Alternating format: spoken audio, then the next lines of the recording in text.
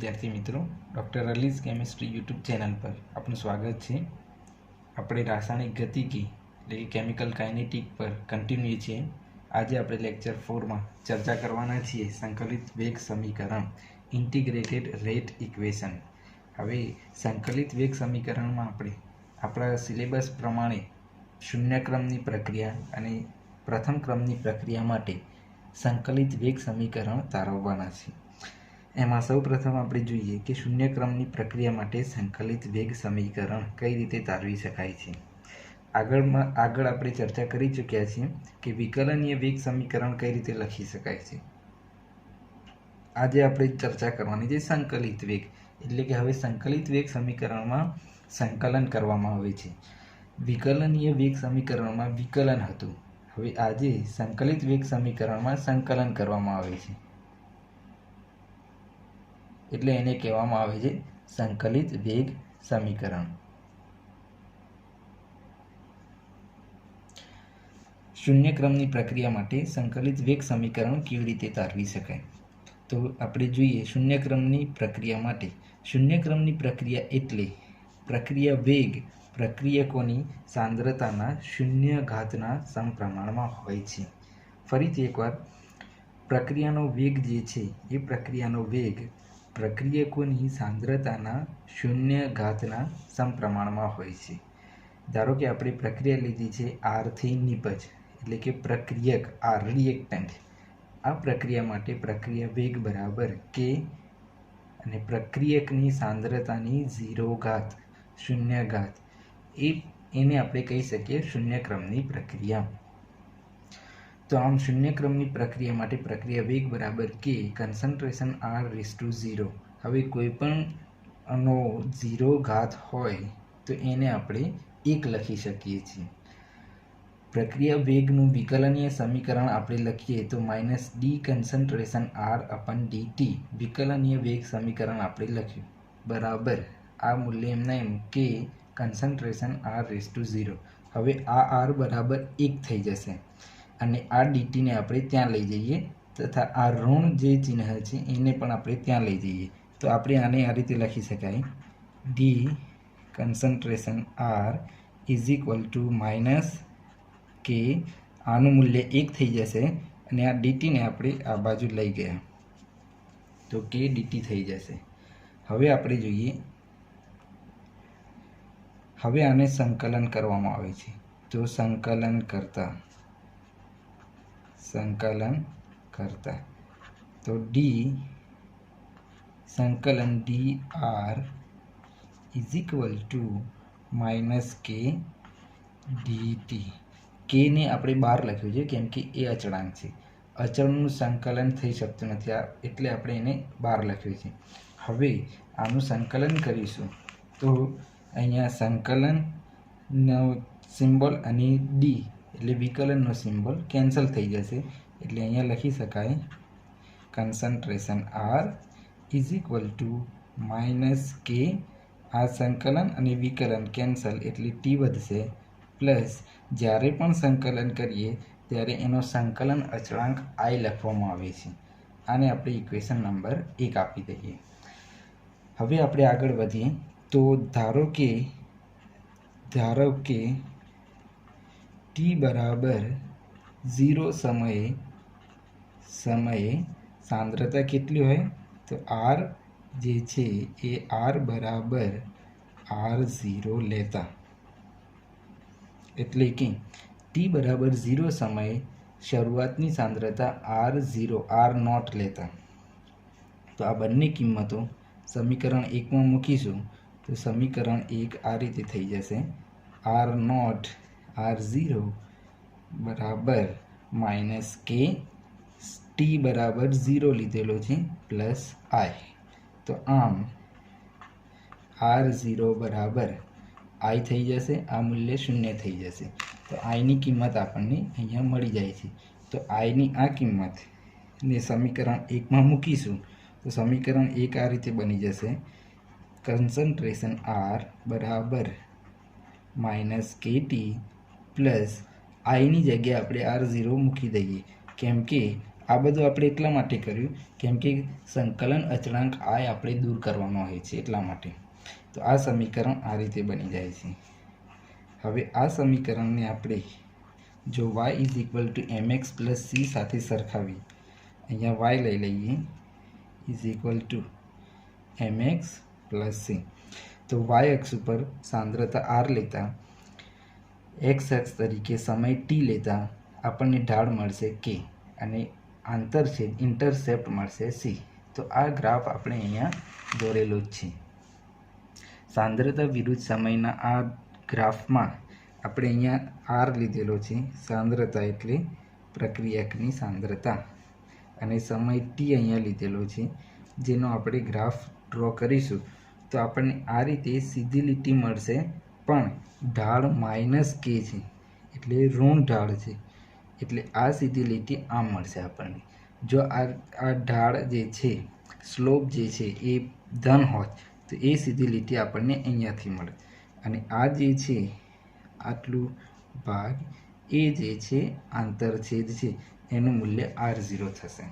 Okay, તો વિદ્યાર્થી મિત્રો, આ જે સમીકરણ આપણે તારવ્યું છે એને સંકલિત વેગ સમીકરણ કહેવામાં આવે છે, જેને હજુ આપણે વેગ અચળાંકના સમીકરણ સ્વરૂપે આ રીતે લખી શકીએ.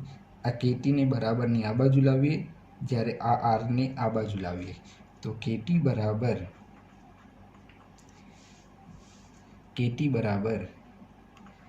r0 માઇનસ r આ રીતે લખી શકાય. અને આ t ને નીચે લઈ જઈશું તો આપણને મળી જશે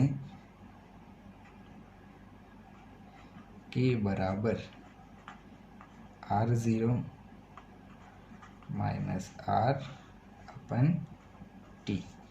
આ પ્રમાણે આપણે શૂન્ય ક્રમની પ્રક્રિયા માટે વેગ અચળાંકનું સમીકરણ તારવી શકીએ છીએ.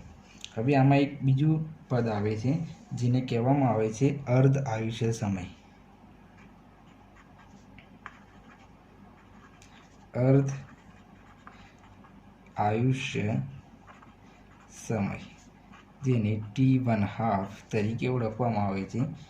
ઇંગ્લિશમાં તેને હાફ લાઈફ ટાઈમ કહે છે, હાફ લાઈફ ટાઈમ. ઓકે, તો અર્ધ આયુષ્ય સમય વિશે આપણે જોઈએ તો અર્ધ આયુષ્ય સમય કોને કહેવામાં આવે છે? તો જે સમયે પ્રક્રિયકની સાંદ્રતા શરૂઆતની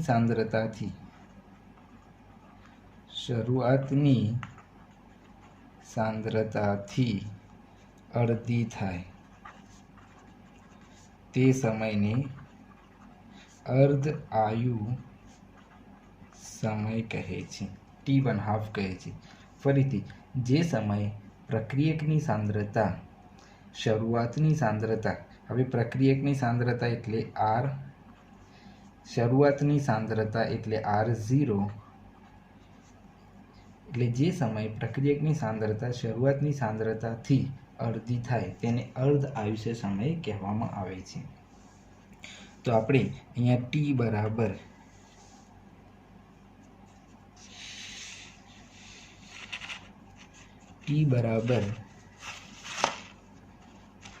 t½ અને r બરાબર r0/2 લઈ લઈએ, કેમ કે જે સાંદ્રતાએ શરૂઆતની સાંદ્રતા કરતાં અડધી સાંદ્રતા, જે સમયે શરૂઆતની સાંદ્રતા કરતાં અડધી સાંદ્રતા થાય તેને અર્ધ આયુષ્ય સમય કહેવામાં આવે છે. આ બંનેને આપણે ઉપરના સમીકરણ 3માં મૂકી દઈએ. આ સમીકરણને આપણે 2 નંબર આપી દઈએ અને 3 નંબર. તો આ બંને કિંમતોને સમીકરણ 3માં મૂકી દઈએ. તો જો સમીકરણ 3માં મૂકવામાં આવે તો k બરાબર r0 માઇનસ r0/2 અપન t½ થઈ જશે. માટે આ સમીકરણ આ રીતે લખી શકાય, t½ બરાબર, હવે આ એક આખું છે અને એમાંથી અડધું જતું રહેશે તો r0/2 અને આ કે અહીંયા આવી જશે. તો આમ અર્ધ આયુષ્ય સમયનું સમીકરણ આપણને આ રીતે મળી જાય છે. હવે આ સમીકરણ પરથી આપણે એવું કહી શકીએ કે અર્ધ આયુષ્ય સમય T1/2 શૂન્યક્રમની પ્રક્રિયા માટે અર્ધ આયુષ્ય સમય જે છે એ પ્રક્રિયકની શરૂઆતની સાંદ્રતાના સમપ્રમાણમાં હોય છે. આ ખૂબ જ મહત્વનું છે.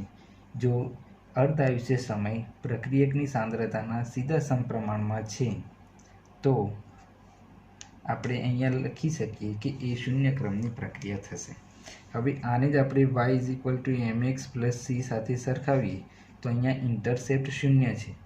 એટલે જ્યારે પણ આપણે ગ્રાફ દોરીશું કે T1/2 અર્ધ આયુષ્ય સમય વિરુદ્ધ સાંદ્રતાનો, તો એ ગ્રાફ આપણને આ રીતે સીધી લીટી મળશે જે શૂન્યમાંથી પસાર થશે.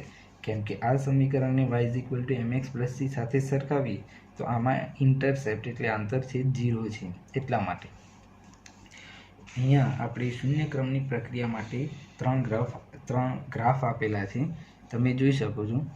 એમાં વેગ વિરુદ્ધ સાંદ્રતાનો જે ગ્રાફ છે એ ગ્રાફ આપણે જોઈ શકીએ છીએ કે જ્યારે શૂન્યક્રમની પ્રક્રિયા હોય તો પ્રક્રિયાનો જે વેગ છે એ પ્રક્રિયા વેગના સમીકરણમાં આપણે જોઈ ચૂક્યા કે -dr/dt = k થઈ જાય. એટલે કે સાંદ્રતા પ્રક્રિયકની સાંદ્રતાથી સ્વતંત્ર છે, વેગની વાત છે. માટે અહીંયા આ જે ગ્રાફ છે એ ગ્રાફમાં આપણને આ લાઈન સાંદ્રતાના અક્ષથી પેરેલલ મળે છે, સમાંતર મળે છે.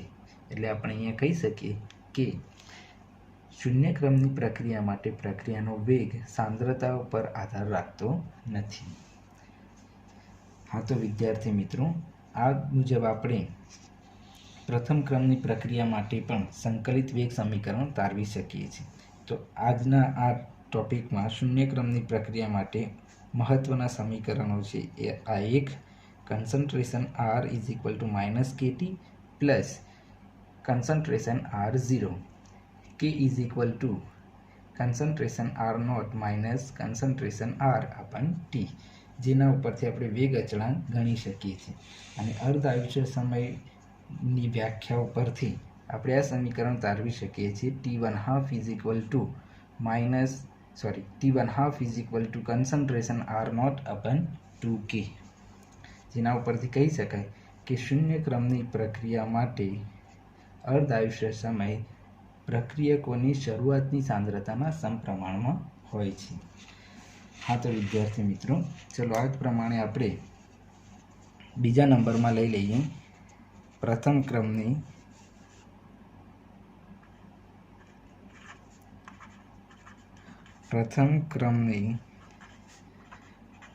પ્રક્રિયા માટે સંકલિત વેગ સમીકરણ. ઓકે, તો વ્યાખ્યામાં લખી દઈએ આપણે કે પ્રથમ ક્રમની પ્રક્રિયા માટે પ્રક્રિયા વેગ જે છે એ પ્રક્રિયા વેગ પ્રક્રિયકોની સાંદ્રતાના 1/માં હોય છે. ફરીથી એકવાર શૂન્યક્રમની પ્રક્રિયાની જે વ્યાખ્યા આપણે આપી હતી એ પ્રમાણે પ્રથમ ક્રમની પ્રક્રિયા માટે પ્રક્રિયા વેગ એ પ્રક્રિયકોની સાંદ્રતાના 1/ના સમપ્રમાણમાં હોય છે. હવે આ પ્રક્રિયા વેગ જે છે એ વેગ બરાબર સપ્રમાણતા દૂર કરતા concentration R બની જશે. આ વેગનું વિકલનીય વેગ સમીકરણ લખીએ તો d concentration R/dt = K concentration R. આગળ આપણે જે રીતે વિકલનીય વેગ સમીકરણનું સંકલન કર્યું હતું એ જ પ્રમાણે અહીંયા પણ આપણે કરી શકીએ. એના પહેલાં હું R વાળા પદો એક બાજુ કરું છું તો -d concentration R/R = K dt. Okay, આ માઇનસ જે છે એને પણ આપણે આ બાજુ લખી દઈએ એટલે આ માઇનસ નીકાળી દઈએ તો -K dt થઈ જશે. હવે આપણે આનું સંકલન કરતા તો સંકલન કરવામાં d concentration R upon R is equal to minus k સંકલન ડીટી થઈ જશે.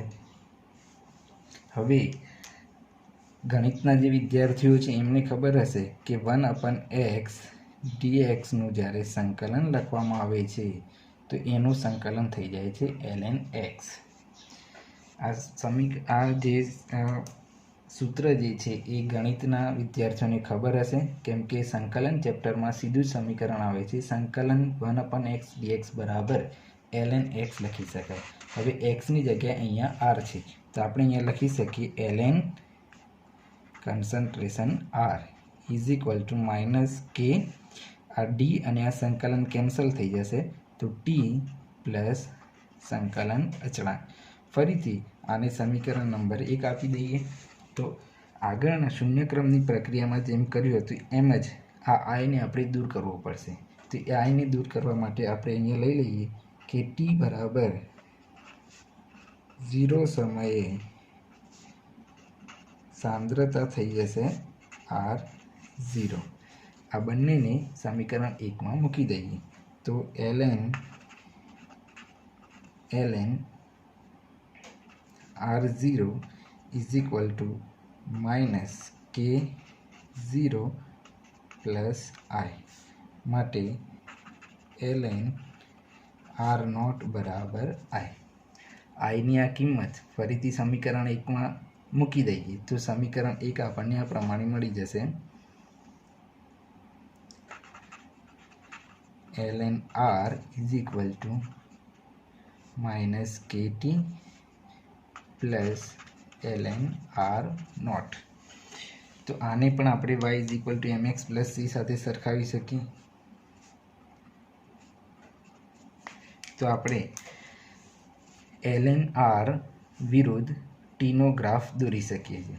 હવે lnમાંથી આપણે લોગમાં રૂપાંતરિત કરવું છે. તો lnમાંથી લોગમાં રૂપાંતરિત કરવું હોય તો 2.303 વડે ગુણવા પડે. તો આ સમીકરણ આ રીતે બની જશે કે 2.303 log R is equal to minus KT plus 2.303 log R0. આખા સમીકરણને આપણે 2.303 વડે ભાગી દઈએ તો log R is equal to minus K 2.303 T plus log R0 થઈ જશે. ફરીથી ઉપરનું જે સમીકરણ છે આ જ એને લોગમાં કન્વર્ટ કરી દીધું અને એને આપણે y is equal two mx plus c વડે સરખાવીએ તો અહીંયા log R વિરુદ્ધ ટીનો ગ્રાફ આપણે દોરી શકીએ છીએ. હવે વિદ્યાર્થી મિત્રો આમાં આપણે ખાસ યાદ રાખવાનું છે કે જો ગ્રાફ ln R વિરુદ્ધ ટીનો આપેલો હશે તો એમાં જે છે સ્લોપ એ સ્લોપ બની જશે માઇનસ કે. જ્યારે ગ્રાફ log R વિરુદ્ધ ટીનો આપેલો હશે તો એમાં ઢાળ બની જશે, સ્લોપ બની જશે માઇનસ કે 2.303, જેને આપણે આગળના પેજ ઉપર જોઈએ. ઓકે, તો આ પેજ ઉપર આપણે જોઈ શકીએ છીએ કે log કન્સન્ટ્રેશન R વિરુદ્ધ સમયના ગ્રાફમાં આપણને આ રીતે સીધી લીટી મળે છે અને એમાં ઢાળ જે છે માઇનસ કે અપન 2.303 મળે છે સમીકરણ ઉપરથી. હવે આપણે જોઈ લઈએ અર્ધ આયુષ્ય સમય. અર્ધ આયુષ્ય સમય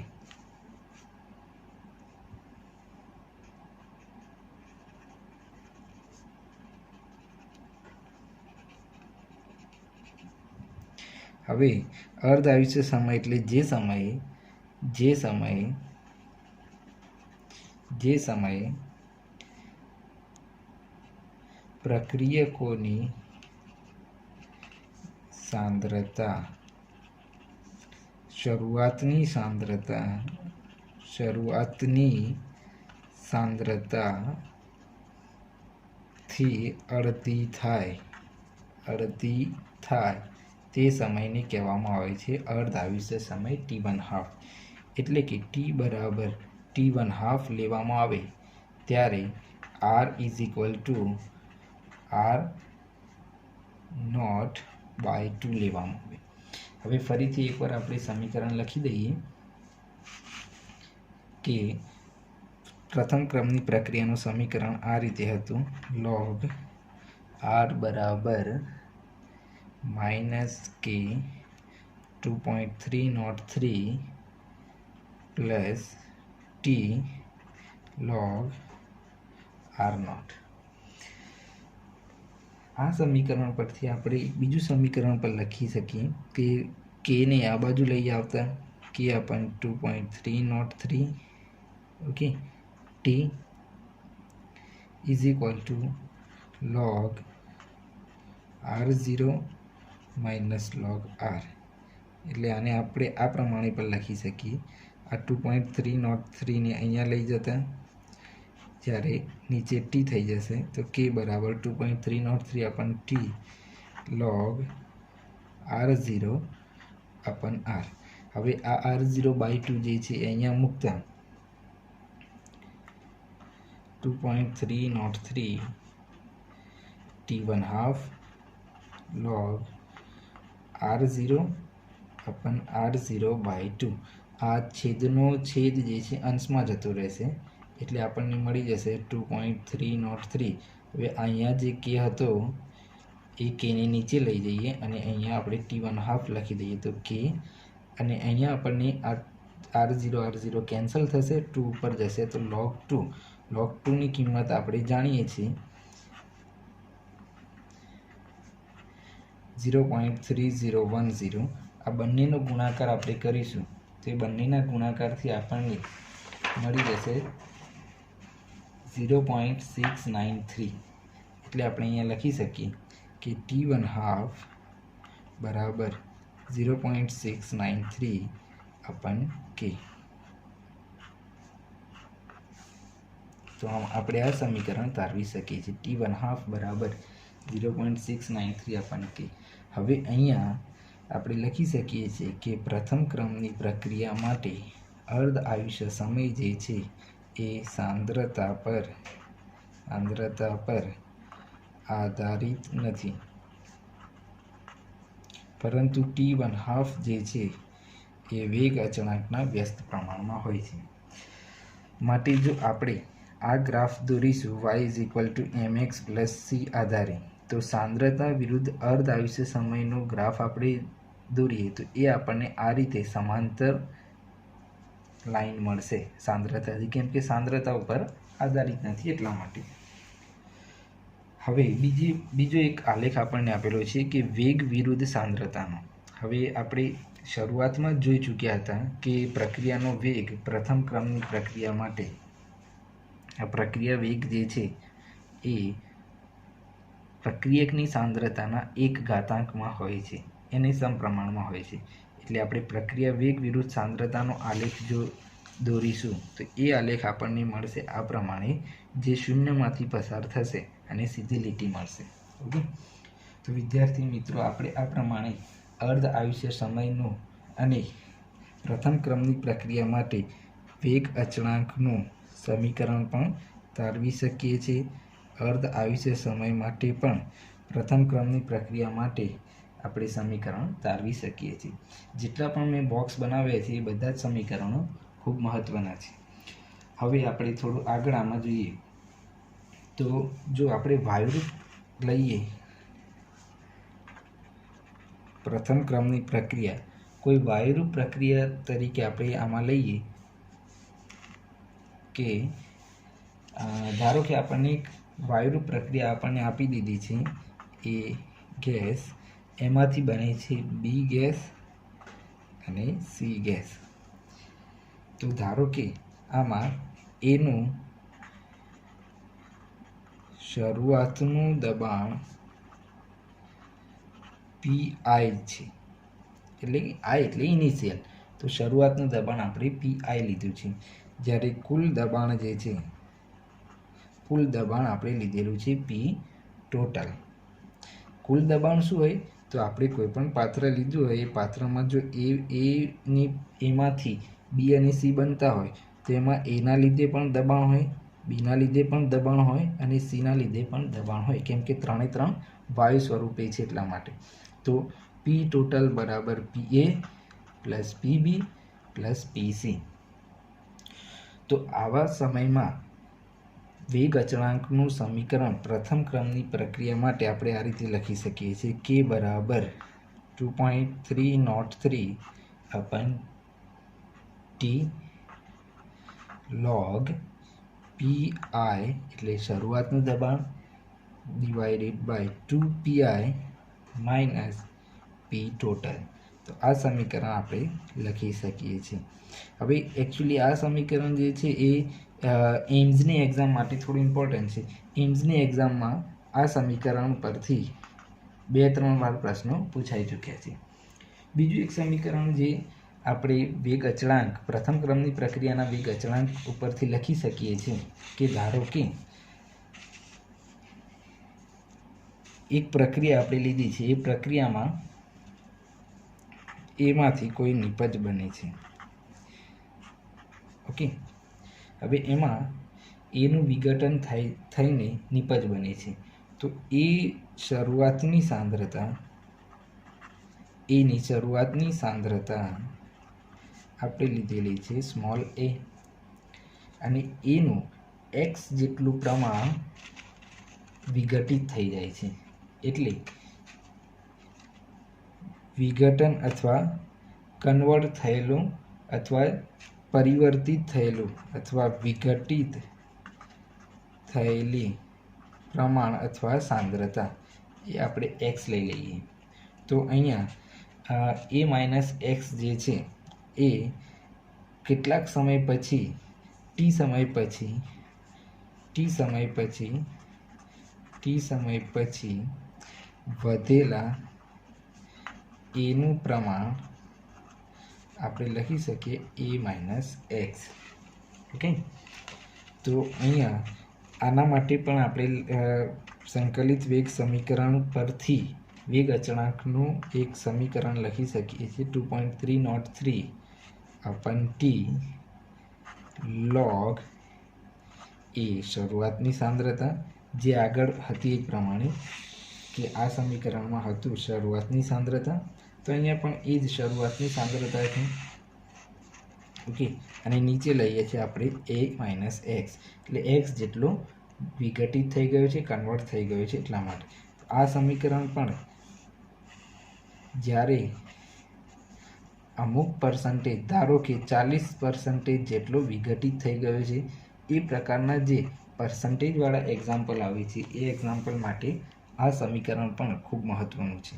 ઓકે, તો વિદ્યાર્થી મિત્રો, આમ આપણે અહીંયા પ્રથમ ક્રમની પ્રક્રિયા અને શૂન્ય ક્રમની પ્રક્રિયા માટે સંકલિત વેગ સમીકરણના ખૂબ જ મહત્ત્વના સમીકરણો તારવ્યા છે, જેમાંથી ફરીથી શૂન્ય ક્રમની પ્રક્રિયા માટે વેગ અચળાંકનું સમીકરણ અને T1/2નું સમીકરણ, જ્યારે પ્રથમ ક્રમની પ્રક્રિયા માટે પણ વેગ અચળાંકનું કેનું સમીકરણ અને T1/2નું સમીકરણ એ મહત્ત્વના છે. આ જ પ્રમાણે આપણે બીજી ઘણી બધી પ્રક્રિયાઓ માટે સંકલિત વેગ સમીકરણ તારવી શકીએ છીએ. અહીંયા મેં કેટલીક પ્રક્રિયાઓ માટે તારવેલા છે, જે લખેલા છે, ટેબલ બનાવેલું છે ઓલરેડી. 0 ક્રમની પ્રક્રિયા માટે જો પ્રક્રિયા આરથી નિપજ હોય તો પ્રક્રિયા વેગ જે છે એ આ પ્રમાણે લખી શકાશે. R0 લખી દીધો, R0 એટલે અહીંયા 1 થઈ જશે એટલે સીધો કે જ લખેલો છે. વેગ રેટ કોન્સ્ટન્ટ એટલે વેગ અચળાંકનું સમીકરણ કે બરાબર R naught minus R upon t. T1/2નું સમીકરણ T1/2 બરાબર R0 અપન 2K. યુનિટ આપણને ખબર જ છે. પ્રથમ ક્રમની પ્રક્રિયા R2P રેટ બરાબર વેગ બરાબર K કન્સન્ટ્રેશન R, વેગ અચળાંક K બરાબર -2.303 અપન ટી log R0 અપન R, અને T1/2 બરાબર T1/2 બરાબર 0.693 આપણ કે આપણે લખી શકીએ છીએ. ચલો તો આગળ આપણે દ્વિતીય ક્રમની પ્રક્રિયા લઈએ. તો દ્વિતીય ક્રમની પ્રક્રિયામાં જો પ્રક્રિયા 2a માંથી નિપજ મળતી એટલે આ પ્રકારની પ્રક્રિયા હોય તો એટલે કે પ્રક્રિયા કોઈ એક જ પ્રકારના હોય તો રેટ આ રીતે a² સ્વરૂપમાં મળશે, k આવશે અને વેગ અચળાંકનું સમીકરણ k = 1/t in bracket 1/concentration A - 1/concentration A. આરની જગ્યાએ એ લીધેલો છે. એ પણ શું છે? પ્રક્રિયક જ છે. તો આમ અહીંયા ટી સમયે એની સાંદ્રતા અને અહીંયા શરૂઆતની સાંદ્રતા. જો a + b પ્રકારની પ્રક્રિયા હોય તો રેટ બરાબર કે કન્સન્ટ્રેશન A × કન્સન્ટ્રેશન B. વેગ અચળાંક k બરાબર 1/t શરૂઆતની સાંદ્રતાનો તફાવત log A × બીની શરૂઆતની સાંદ્રતા અને b/b × એની શરૂઆતની સાંદ્રતા. જ્યારે T1/2નું સમીકરણ આ રીતે મળશે. હવે અહીંયા 0 ક્રમની પ્રક્રિયામાં સીધા સમપ્રમાણમાં છે, અહીંયા સ્વતંત્ર છે, જ્યારે અહીંયા વ્યસ્ત પ્રમાણમાં છે. તો જેમ જેમ આપણે ત્રીજા ક્રમની પ્રક્રિયા લઈશું તો એનો અર્ધ આયુષ્ય સમય a² થઈ જશે. ટૂંકમાં આપણે એક યાદ રાખવાનું છે કે n ક્રમની પ્રક્રિયા.